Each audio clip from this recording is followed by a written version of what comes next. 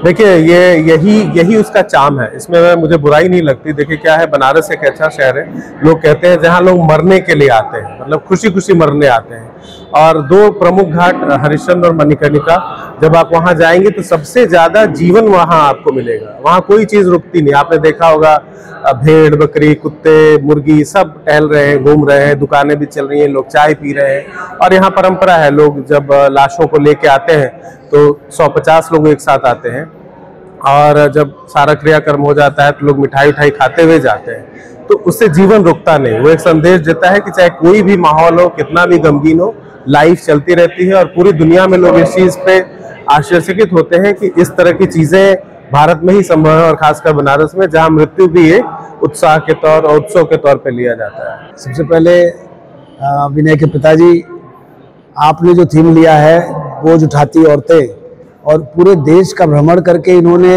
हर जगह जा कर के ये देखा है किस प्रकार से सही में औरतें हमारे यहाँ वो हैं जिसको हम कहते हैं संगिनी, जीवन संगिनी, सही मामले में जीवन संगिनी है। और चाहे पहाड़ हो, चाहे मैदान हो, हर जगह उन्होंने चित्रण किया है। इसका बहुत ही खूबसूरत है। जीवन को दर्शन देने वाला हमारा जो वाराणसी, काशी जिसको हम कहते हैं मुक्त क्षेत्र है, उस मुक्त क्षेत्र को किस प्रकार से फोटोग्राफी के माध्यम से विनय जी ने चित्रित किया है। आप कला इसमें दीर्घा में देख सकते हैं, सब फोटो लगी हुई हैं।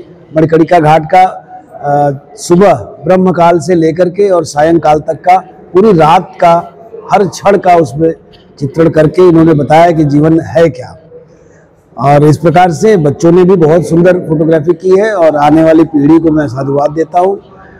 बनारस के बच्चे जो कि सीमित फील्ड में काम करने से, केवल इंजीनियरिंग या डॉक्टर बनने से काम नहीं होने वाला है। ये भी एक बड़ा फील्ड है, बड़ा कैनवास है। इस पे बनारस के और युवा को आगे आना चाहिए, सोचना चाहिए, देश के युवाओं को, मुख्य रूप से बनारस के युवाओं को, क्योंकि ये बहुत ही जागरूक परिवार है जिन्होंने ये प्रेरणा काशी के बच्चों को दी है। मैं आप सबको शुभकामना देता हूँ और युवाओं से ये आग्रह करता हूँ कि इस तरह के पॉजिटिव चीज़ों में अपना दिमाग लगाए। कई बार मोबाइल और इन सब की वजह से हमारा दिमाग डाइवर्ट रहता है। सिर्फ पढ़ाई से नहीं, आनंद लेने का काम है। जो बच्चे नहीं खेल सकते फिजिकली, उनको ये काम भी करना चाहिए।